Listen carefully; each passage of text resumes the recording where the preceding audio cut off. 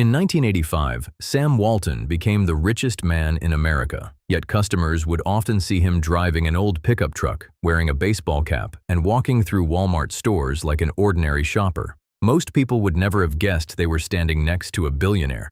Why would one of the wealthiest people on earth choose to look so ordinary? Most people assume becoming wealthy means looking wealthy. A bigger house, a luxury car, designer clothes, expensive watches. These become the visible proof that you've made it. But Sam Walton's life suggests something completely different. He understood that every dollar spent proving you are wealthy is a dollar that can no longer help you become wealthier. This is where most people get their strategy completely backwards. They believe success follows this path. Earn more money, upgrade your lifestyle, impress everyone around you, and eventually become wealthy. But the people who actually build lasting wealth usually reverse that order.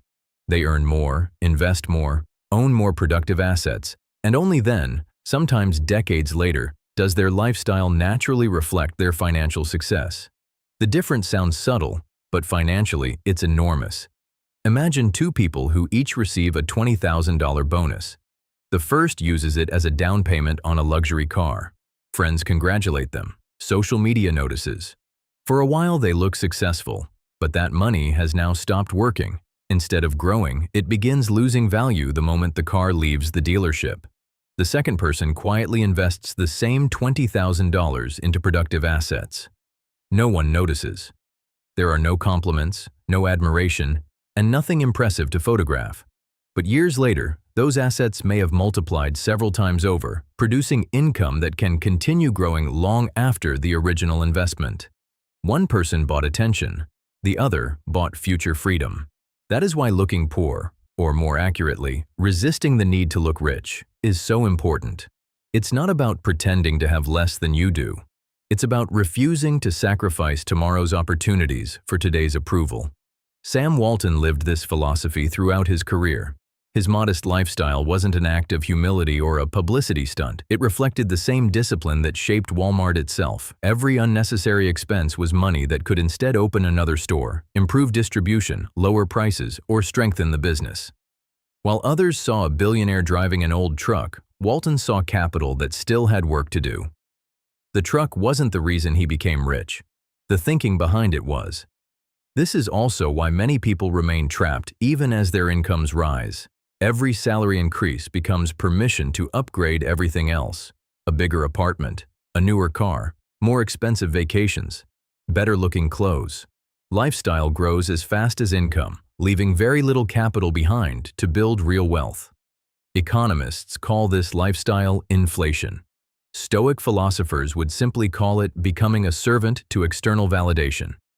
Marcus Aurelius repeatedly reminded himself that reputation exists in the minds of other people, not in reality. The same principle applies to money. Looking successful exists mostly in other people's perception. Financial freedom exists in your own reality. One pays for applause, the other pays for independence. Modern businesses understand this better than anyone.